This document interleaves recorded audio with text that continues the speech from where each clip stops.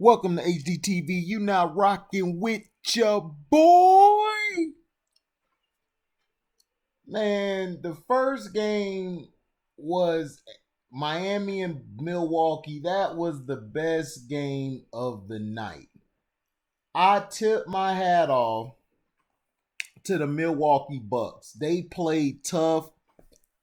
The coach listened to what I was saying. He played DaVincio more. He basically had Brook down low at times. I wish he would have been down there more. He was shooting too many threes. The bench played well late in the game, but early in the game, Miami Heat bench was outplaying them, which kept Miami into the game. The first quarter, Miami just played terrible. They were horrible. The Bucks came out there attacking. The starters did their job. DaVincio, I believe, was starting. Him and Brook were doing good early, getting the points, along with Wesley Matthews. Wesley Matthews played great tonight. His defense, I kept telling you guys, his defense on Jimmy Butler was very key. He made it tough for Jimmy every play. Whereas when Jimmy was being guarded by Chris Middleton, I mean, it was just easy money for him. Now, with all that being said, the Miami Heat have some things to work on.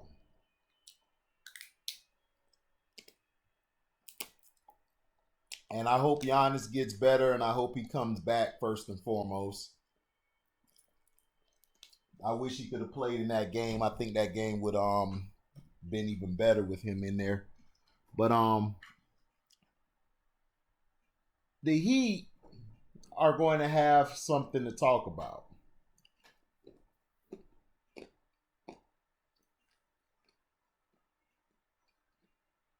When it's late in the game,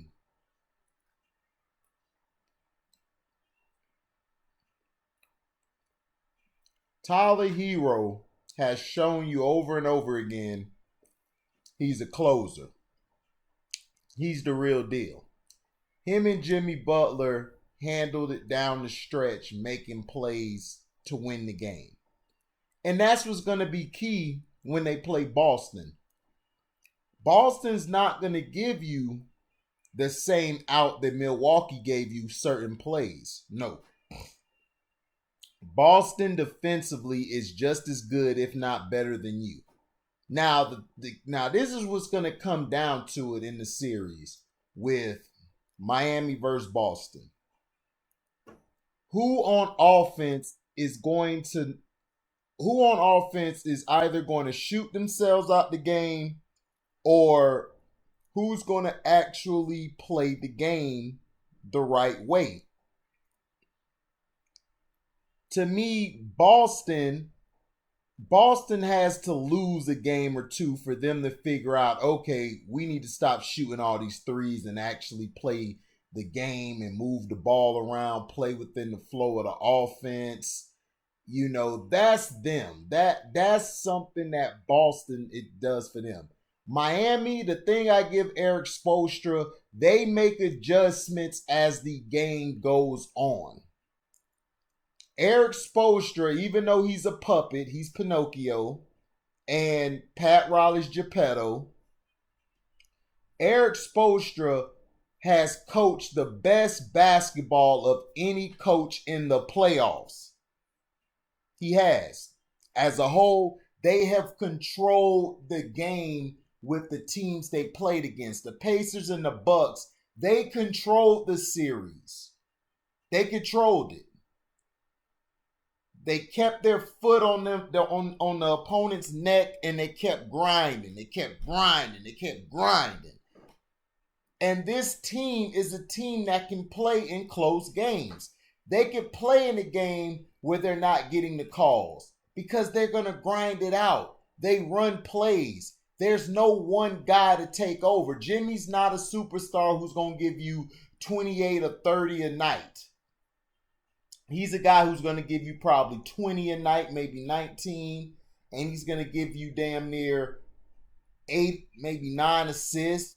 Rebounds, he may give you 8 or 9 of that. Steals, he might give you 2 or 3 of that. Taking the best player, he'll do that too. So to me, Jimmy Butler and that team play as one unit. Now the Celtics are more talented than Miami. They are. They're much more talented. As far as the team they have, their bench is going to come down to, in the Miami and the Boston series, whose bench is going to outplay who, and who's going to either shoot themselves out the game or who's going to actually let the game come to them or make the right play. To me, that's what's going to be the key in the series. Now, I got the Heat beating Boston in 7 games. I got the Heat winning in 7 games. Okay? But the game tonight showed me that the Heat are mentally tough. They have played the best basketball in the closing moments of the game than anybody else. I mean, that's better than the Clippers, the Lakers, Boston, everybody else. Miami has played the best ball when it comes to situational down the stretch. Situational basketball, they have been the best thus far. Tyler Herro is growing in front of our eyes. Maybe one day he could be a superstar. We don't know. Or he could be a star. But all I know is the boy bad. He made some defensive plays. He made some passes where I was like, even Iguodala was looking at him like, did you just throw that pass? That's what I'm talking about. That's what I'm talking about. Now, the thing is with the Bucks, what the Bucks have to do in the offseason, okay? The Bucks need to find a bona fide, what they need to do in the offseason, they need to have Giannis work on his game some more. Work on his mid-range. Don't shoot as many threes. Work on your mid-range shot in your post game. And I guarantee you will be even you will have problems. You will give the league problems if you manage to learn that. Also, get rid of George Hill and Eric Bledsoe. Well, you could keep Hill, but I wouldn't keep him. I would get me a point guard. I would get me 2 true point guards who can get the team focused, who can run the plays, and who can set Giannis up. See, that's the problem. Milwaukee, they run Giannis he runs up the court up and down all game. He barely gets a break. He always has the ball in his hands. And this is a problem that has plagued LeBron James. If you have the ball in your hand for long periods of time, you wear yourself out because you're doing too much. You're trying to control the offense and get your shot at the same time. That's double work. When you could just be that one guy, do what you do, and everybody else help you with your job. That's why Michael and Kobe used to have so much energy down the stretch when they played in big games. Because they didn't have the ball in their hand all the time. They didn't. Giannis has to learn how to play off the ball more. He has to. If he wants to excel to the next level, he has to play off the ball. He has to learn how to read defenses. He has to learn how to read when they're building that wall. He needs to be able to hit that 3-point shot or that mid-range shot to basically keep them honest and be like, oh man, well, we can't just set up the wall because he's just going to keep making that shot.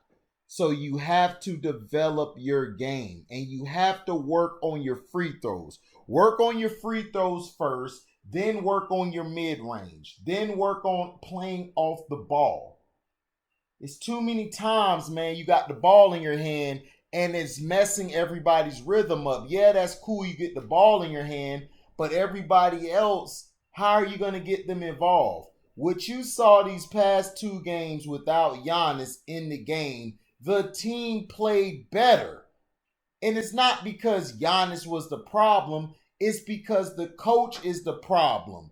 He puts the ball in Giannis' hands and he tells him, go play. It's the same thing Oklahoma City did with Russell Westbrook. They just let him get the ball and just run up and down the court, do what he does, run guys over and get to the lane. No. Play off the ball. You will have more time to rest and you'll have more time to set up plays. Now, Kobe used to bring the ball up early in his career, and later in his career, he started doing it a little bit more because Kobe knows how to get breaks in between, and he can also play off the ball. He's a point guard where he'll throw the ball to somebody, get the play started, he gets in a rotation, or he goes sets a pick, or he runs through the lane, or that's how you play basketball.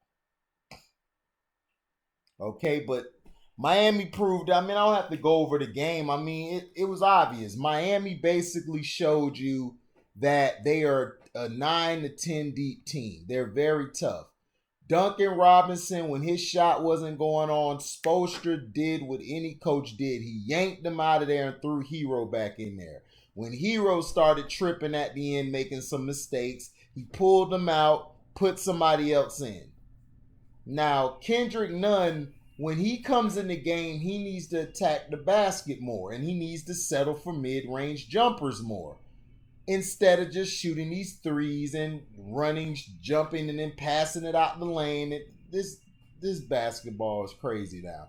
But he needs to learn how to attack more, hit the mid-range. His defense, I loved his defense. His defense was great, especially on Bledsoe and especially on sometimes he was able to get at Chris Middleton. He played some good defense. He did all he could. But the bench for the Heat won this game.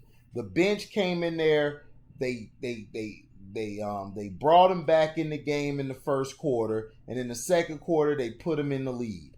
The starters were kind of sluggish. They weren't really playing that great. I don't know what was going on with them, but the bench came out to play for the Heat, and that was the deciding factor. The Milwaukee Bucks supporting cast showed you down the stretch they're mentally tough. Now it's time to get Giannis signed and get Giannis working on his game. Giannis has got to work on free throws. There's no excuse. That's LeBron James's problem. He can't hit that free throw to save his life.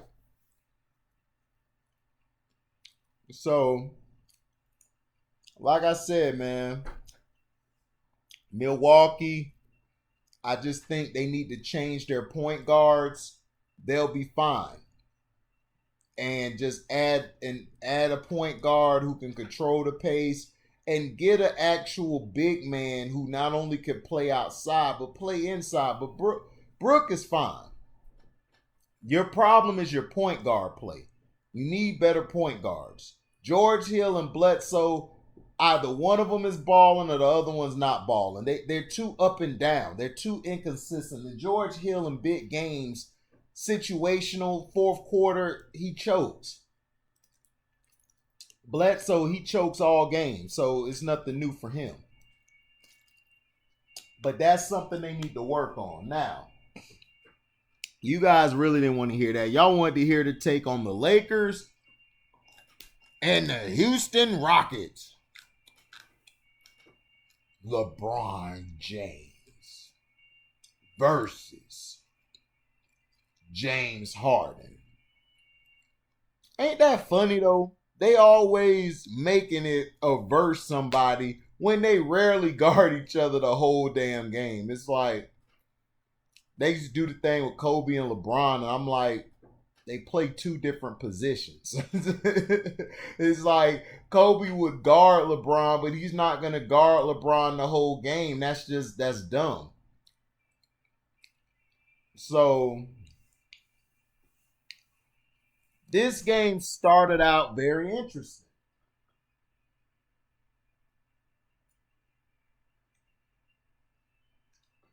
The Lakers the Lakers basically said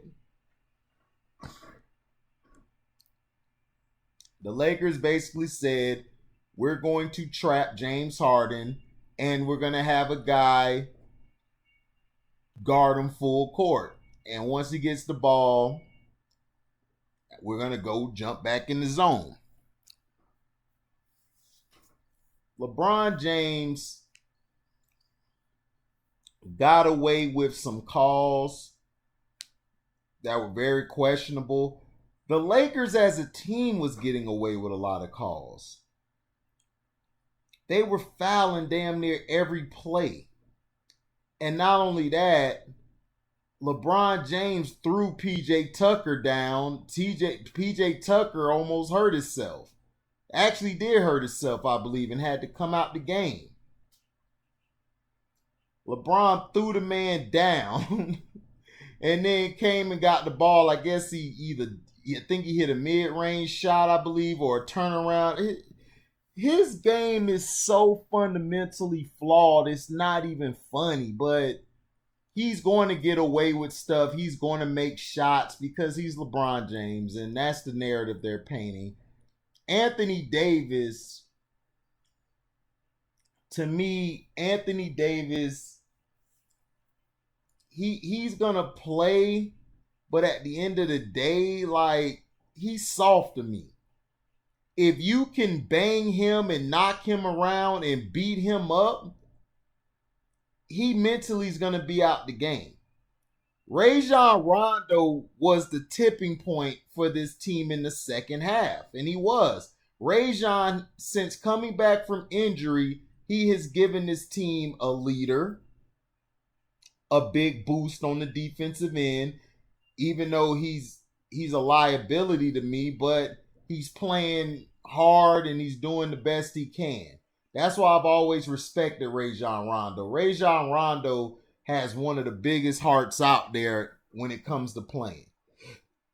He does, man. He's tough. He's tenacious. You know, he plays the game the right way that you want everybody to play like.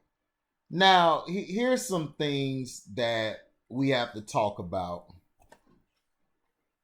And these are some things that's really like, that really irks me. Is that, first off,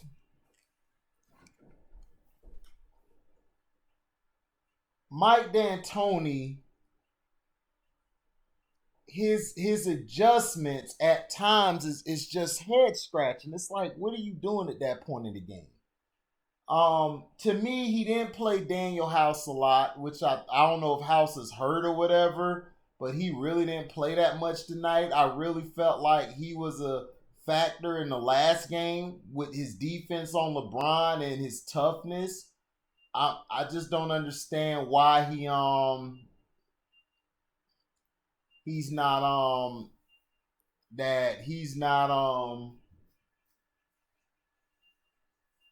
how do I say it? That he's not getting the burn that he should be getting. PJ Tucker did the best he could. He was getting fouled. This game was actually a terrible game. It was boring. Like, I don't want to come off as a hater, because I think people, they like to say you're hating on something. I don't hate LeBron. I don't think he's as great as everyone thinks he is. That's all the only problem I have with LeBron, is that I just don't think he's as great as everyone says he is. It's a lot of things he lapsed on tonight like a lot of times he likes to come over from the weak side and make blocks. He loves going against smaller players. It's like he has a complex about himself where he feels dominant when he blocks a Austin Rivers or he blocks a Westbrook shot. It's like, dude, you're 6'9". You're supposed to block their shot. And then like his crying for fouls, it just turns you off from the game. It's like, dude, why are you crying? He is over dramatic. Now, a couple fouls he did that they called him for, I think that was just a makeup call for them letting him offensive foul the whole game, and defensively he was slapping people on the arm. He pulled Eric Gordon down. He hit Eric Gordon whole body and the ball second, and Eric Gordon couldn't get no call. It's like, come on. James Harden did the best he could. But when your co-star can't shoot a damn lick, it's a problem. Now, Westbrook had some good moments in this game where he bounced back. He got him some shots. He attacked the basket. He shot a couple shots on LeBron, wetting him. But at the end of the day, Russell Westbrook, his fundamentals are the same as LeBron. The only difference is the league is catering to LeBron. They're not catering to him. Westbrook has got to find a way to have a consistent mid-range. And he needs to post up more when he has an Alex Caruso on him or anybody, even a bigger defender. Post up. You're that strong. Start passing the ball out. Get in position to get rebounds. Get in position to set picks. You guys could actually out-rebound this Lakers team. This Lakers team isn't that good. They're not. KCP is hot and cold, or he's mostly cold. Then you have Alex Caruso. They are trying so bad to make this guy the next great white hope. They're trying to make him something he's not. Caruso's a bum. He's trash. Danny Green continues to stink up the joint. He's just there because I guess he's a sharpshooter, but I ain't seen him hit anything really. Who else they got? JaVale McGee needs to stay on the end of the bench. He's useless this series, and plus he's in LeBron's way. LeBron can't play with a post-up center. He has to play with somebody like AD because AD can stretch the floor as well as he can. AD could play off the ball way better than LeBron can. So that's what makes the Lakers dangerous, because AD has the ability to play off the ball as well as he can get it in the post. The problem is that he's just soft. That's the problem. But who else? But Rondo did his job. He did his job. It looks like they played J.R. Smith, I believe. I wouldn't play J.R. Smith. I'll leave him on the bench.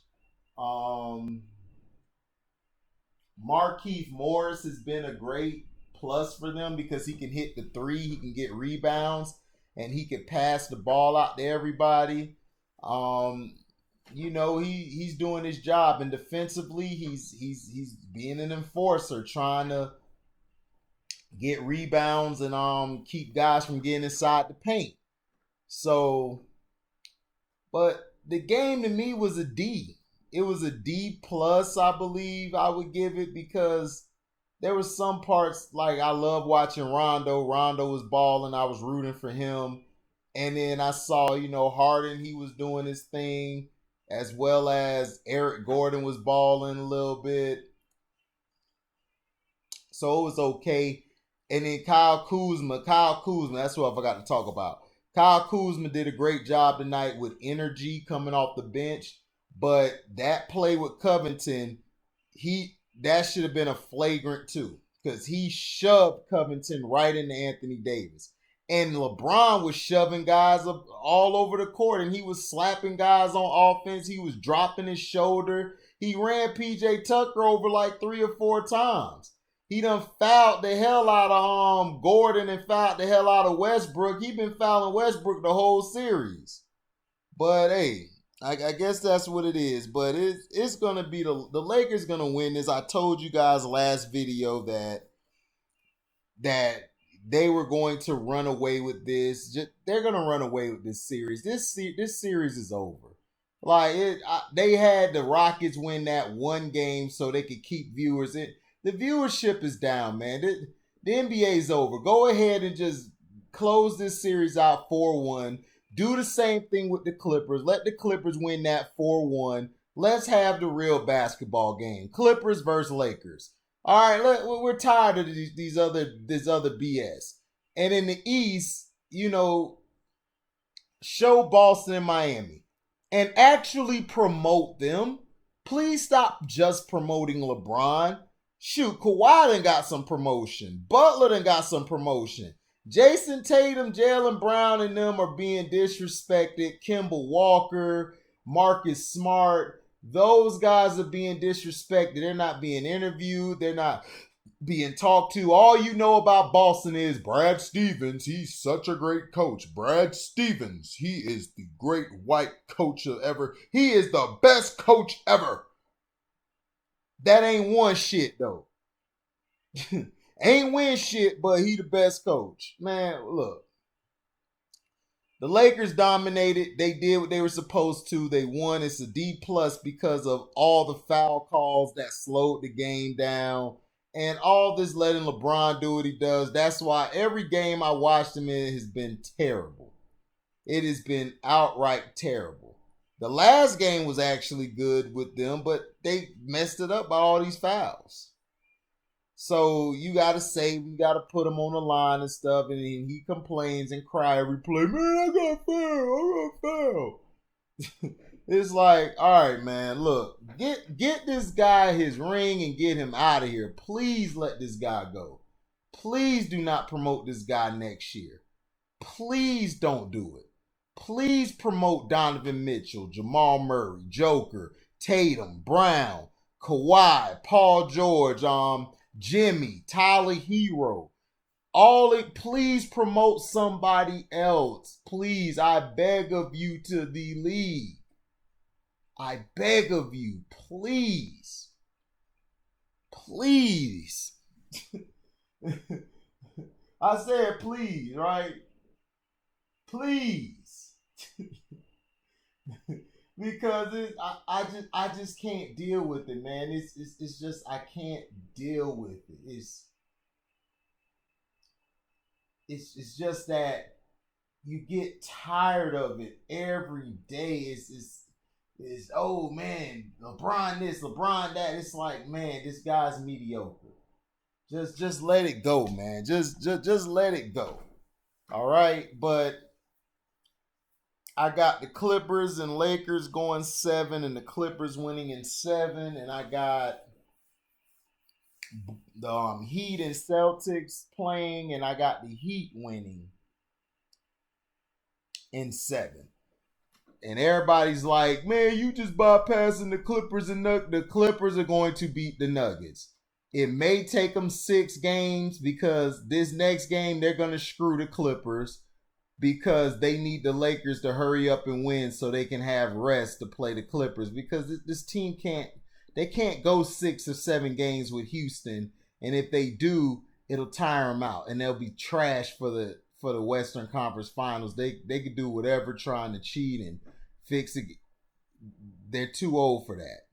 Okay, so you need to have them win these next games, beat the Rockets 4-1, and then the Clippers, you probably have them win 4-2 or 4-3 because you want them to be tired for the Lakers. That's what the league wants to do. Boston's finna win this series tomorrow night. They're gonna win, so it's that's over with. But like I said, man, let me know in the comment section what you thought about the games. Do you think the playoffs has been great? I think the playoffs without LeBron, like the games that don't have LeBron in, they have been the best games. The first round, Denver and Utah, was the best series in the whole bubble, and it wasn't getting promoted. Like, nobody knew about these guys until they started watching, and people was like, oh man, we gotta watch this, because it was bringing excitement. And then you had LeBron hating, and you had him over there, being sideways with it. And in the second round, thus far, the Clippers and the Nuggets Boston and the Raptors, those have been two good series. Those have been better than the other series. Miami and the Bucks series been great. All these other series are more entertaining than the damn Lakers. So you got to wonder. You got to ask yourself a question. Is the game really better? Or is it that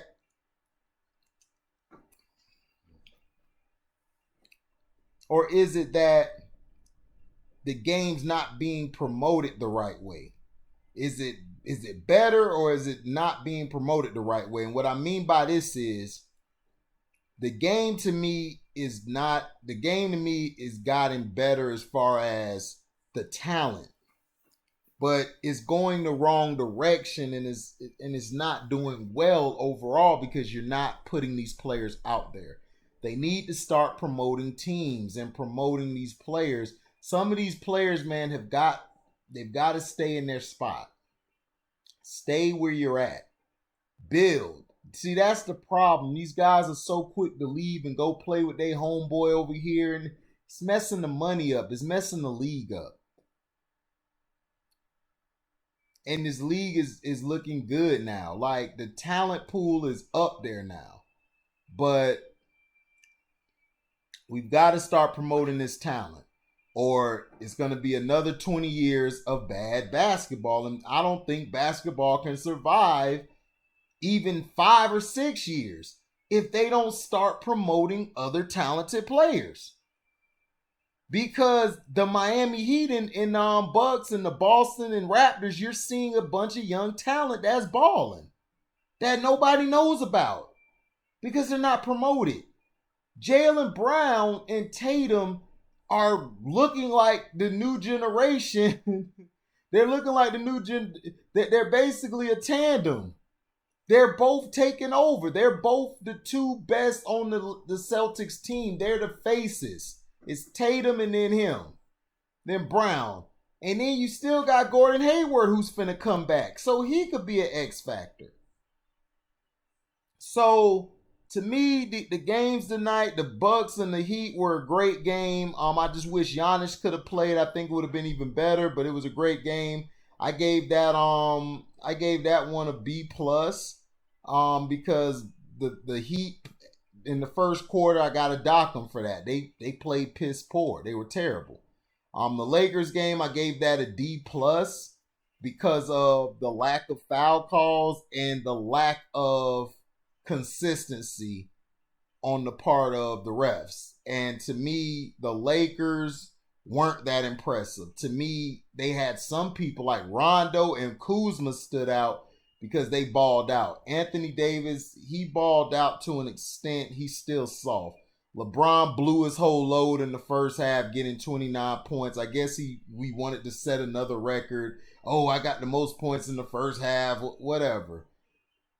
Like I said, you got all this help now. So I don't want to hear no excuses why the Lakers lose. I don't want to hear it. They better win this year, or I'm telling all you guys, I'm not even going to make a video on it. I'm just going to let you, no, I'm going to make a video, but I'm going to let you guys know there's no more excuses. Thank you for listening. Like, comment, subscribe, share, hit the notification bell to select all to receive upcoming content. And if you want to support the page and donate to the page, my Cash App is Harry2, which is HARRY2. Again, if you want to donate to the page, the Cash App is Harry2, which is HARRY2. And Got more content to come. Football is starting on Thursday, so everybody get ready for it. I'm in like 3 fantasy football leagues. I don't know how I'm gonna make it. I'm in Carcinos, I'm in my brother, and I'm in my homegirls league. It's crazy, man. I'm gonna be tired as heck, but let me know, man, in the comment section what you guys think about everything. And we out. Live boy.